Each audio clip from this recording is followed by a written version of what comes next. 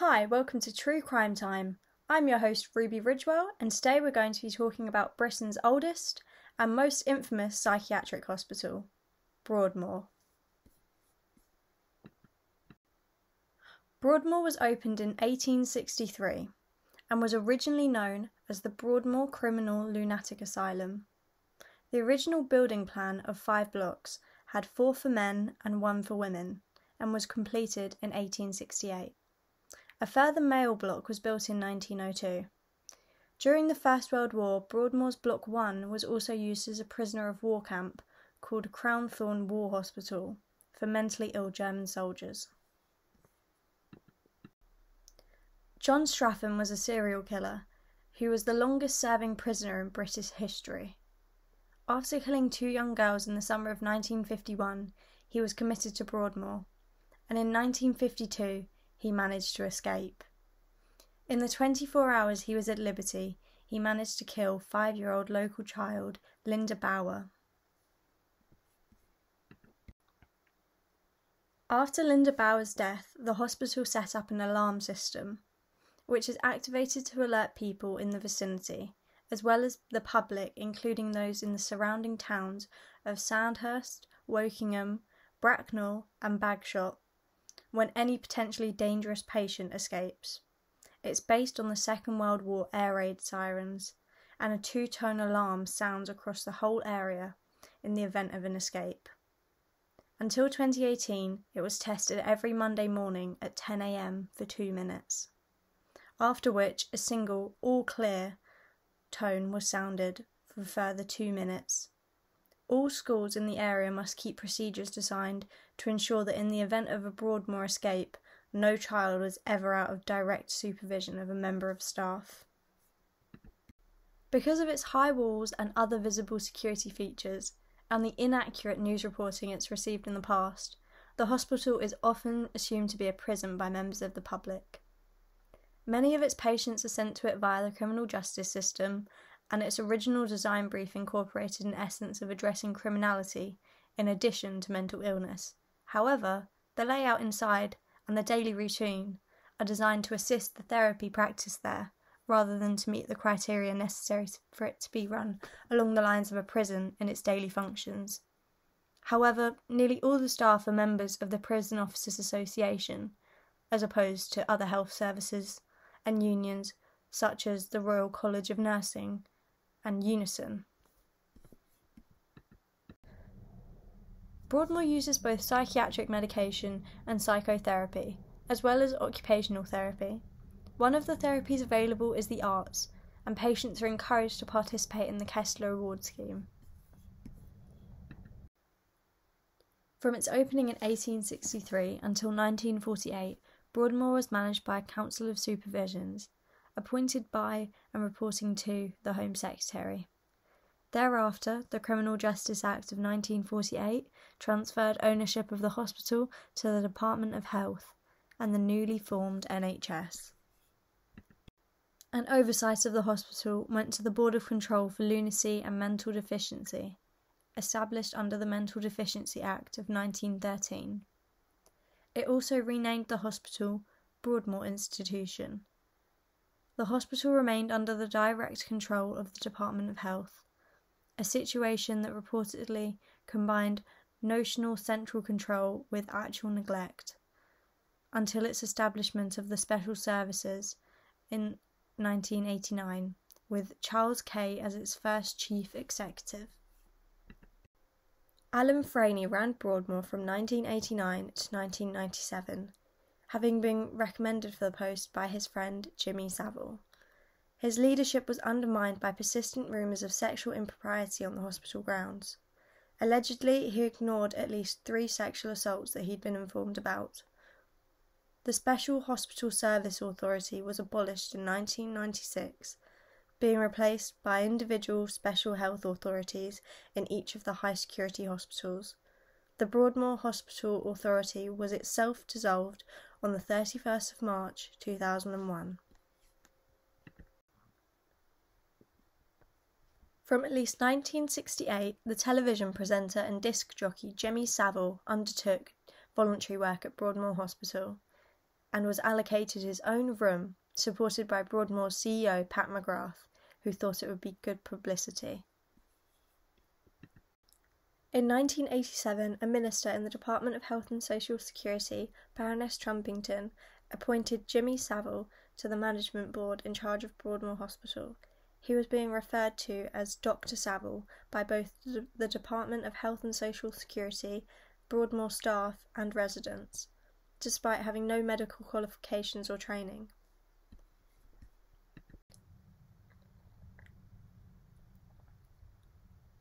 In August 1988, following a recommendation by Cliff Graham, the senior civil servant in charge of mental health at the DHSS, Savile was appointed by the Department of Health Minister Edwina Currie to chain an intermark task force overseeing the management of the hospital, following the suspension of its board. Currie privately supported Savile's attempts to blackmail the Prison Officers Association and publicly declared her full confidence in him. After an ITV1 documentary, The Other Side of Jimmy Savile, aired in October 2012, allegations of sexual abuse by Savile were made, or remade, by former patients and staff. The civil servant who first posted Savile's appointment in the task force for Broadmoor, Brian McGuinness, who ran the mental health division at the DHSS in 1987, before Cliff Graham, has since been investigated by the police and prevented from working with children. A Department of Health investigation led by former barrister Kate Lampard into Savile's activities at Broadmoor and other hospitals and facilities in England, with Bill Kirkup leading the Broadmoor aspects, reported in 2014 that Savile had used a personal set of keys at Broadmoor from 1968 to 2004, which were not formally revoked until 2009, with full, unsupervised access to some wards. 11 allegations of sexual abuse were known. This is thought to be a substantial underestimate due to how psychiatric patients in particular were disbelieved or put off from coming forward. In 5 cases, the identity of the alleged victim could not be traced, but the other 6 were concluded and they had been abused by Savile repeatedly in the case of 2 patients. The investigation also concluded that the institutional culture in Broadmoor was previously inappropriately tolerant of staff-patient sexual relationships, and that when there were female patients, they were required to undress and bathe in front of staff members, and sometimes visitors. A shocking failure to ensure a safe or therapeutic environment for female patients had already been revealed in a 2002 inquiry, prior to Broadmoor becoming male only. In 2010, a female charge nurse received a suspended prison sentence for engaging in sexual activity with a patient at the hospital. On the 1st of April 2001, West London Mental Health Trust took over the responsibility for Broadmoor Hospital. The Trust reports to the NHS Executive through the NHS England London. The former director, who then became the CEO of the Trust, quit in 2009 after Healthcare Commission's and Care Quality Commission's findings of serious failures to ensure patient safety at Broadmoor. In 2014, the Director of Specialist and Forensic Services resigned, just prior to the conclusions of an investigation into a bullying culture. The next permanent CEO resigned in 2015, in the wake of a poor Care Quality Commission's finding and other problems in the Trust. The new head of security was appointed in March 2013, John Hunerium, who had 30 years' experience in Scotland Yard and had worked as a bodyguard for members of the royal family. Meanwhile, the Trust allowed ITV to film a 2-part documentary within Broadmoor in 2014. Press releases stated that on average there are 4 assaults per week on staff. Psychiatrist Alman Basu, clinical director of Broadmoor since March 2014, promoted the documentary, but then decided to leave the NHS in 2015 amidst funding and staffing problems, despite the Trust having just highlighted investment in his skills through his prestigious innovative to improve the quality of patient care in the NHS. Broadmoor is one of 3 maximum security psychiatric hospitals in the UK, the others being Ashworth and Rampton, but it's always received the most interesting cases, meaning that psychiatrists and doctors compete to work there. Despite the many infamous patients held at the hospital, like Ronnie Kray, Ian Brady and Peter Sutcliffe, perhaps the most notorious is one who few of Broadmoor's residents ever saw, the real-life Hannibal Lecter. Robert Maudsley was in Broadmoor for 3 years in the 70s. Born in 1953, he was the son of a Liverpool lorry driver who beat him mercilessly whenever he came home from the orphanage which had taken him into its care. He drifted through foster homes and psychiatric hospitals. By 1973, he was a rent boy, picked up by a labourer who showed him pictures of abused boys. Maudsley garroted him and was sent to Broadmoor with the new nickname, Blue, which was the colour of the labourer's face when he was slowly choked to death. His next and most lasting nickname was Spoons. In 1977, Maudsley and another patient took a third patient, a paedophile, and barricaded themselves in a cell with him.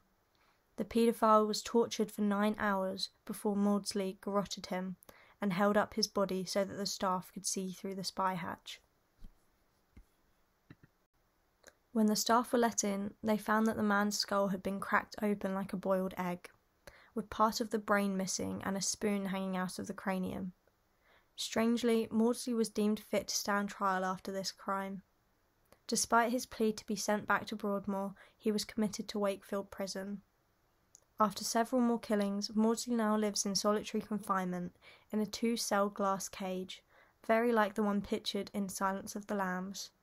His furniture is made of compressed cardboard, and on his 1 daily hour of exercise, 6 prison officers have to escort him. Notorious gangsters Ronnie and Reggie Kray were convicted of the murders of George Cornell and Jack the Hat McVitie in 1969 and sentenced to 30 years. A decade later, Ronnie was diagnosed with schizophrenia and moved to Broadmoor, where he was soon living in the lap of luxury. His room was carpeted, with cushions on the bed.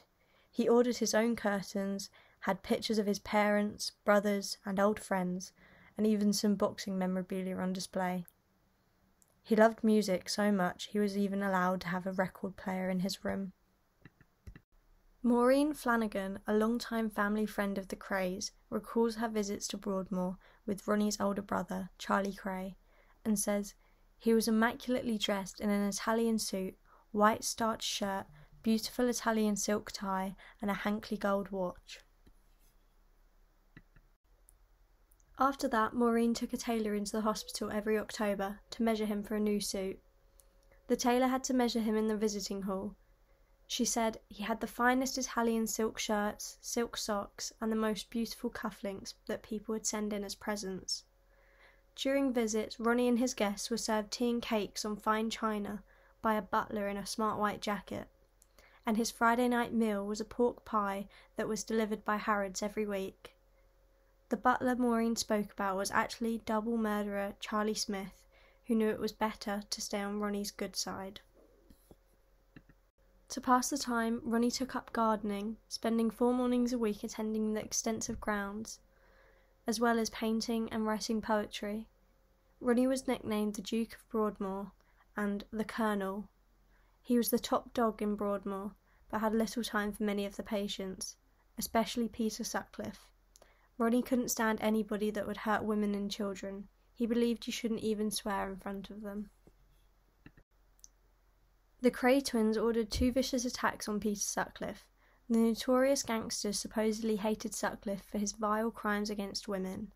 One attack saw Sutcliffe slashed across the face with a broken coffee jar, which left him needing 30 stitches across his face.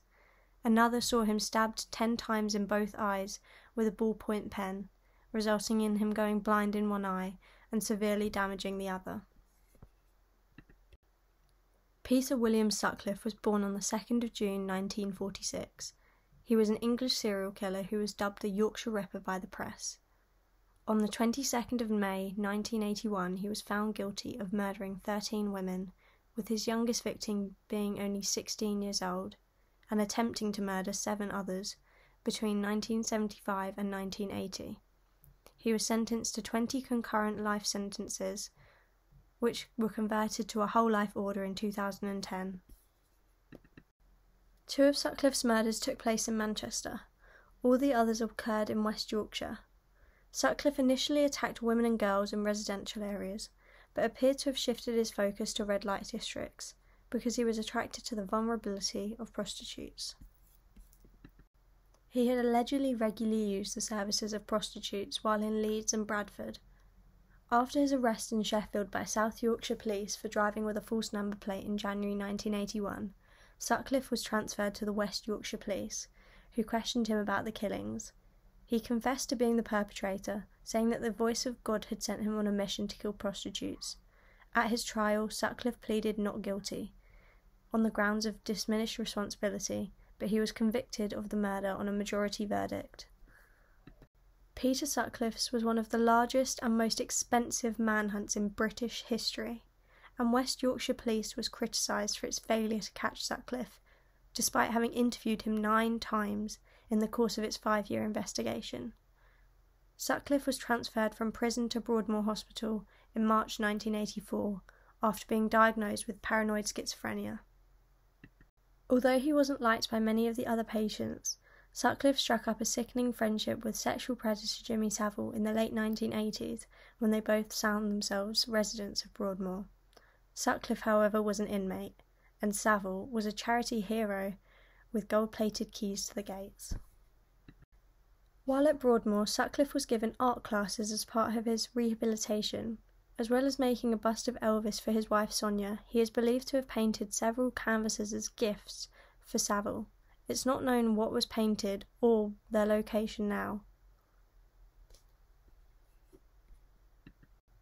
Jimmy Savile, who is estimated to have raped and molested more than 500 little girls, boys, and vulnerable women and men over a 50-year period, also called for Broadmoor inmates, including women killer Sutcliffe, to be allowed to have sex as part of their rehabilitation. Savile said, "All guys together or all girls together isn't very healthy. We have got to give our patients some reason to want to rehabilitate, and falling in love is one of the strongest." During Jimmy's stint in charge, he often invited his friends to have tours after hours at Broadmoor.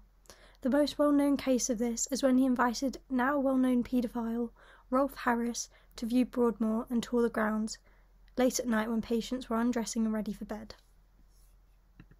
After his death in 2009, it was revealed that the Yorkshire Police hunting the Ripper had taken a mould of Jimmy Savile's teeth. They wanted to see if they were a match for bite marks found on one of the victims of the Yorkshire Ripper, Irene Richardson, who was only 28 years old. Savile's Leeds penthouse overlooked Roundtree Park, where Sutcliffe murdered Irene Richardson on the 5th of February 1977. There are numerous theories arguing that Savile was in fact the second Yorkshire Ripper, and that's why Savile and Sutcliffe had such an interesting friendship. Okay, sadly that's all for today, but make sure to tune in next week, right here, to find out more information about the gruesome crimes committed by Jimmy Savile and the charges of gross neglect Broadmoor Hospital faced. Thank you, goodbye!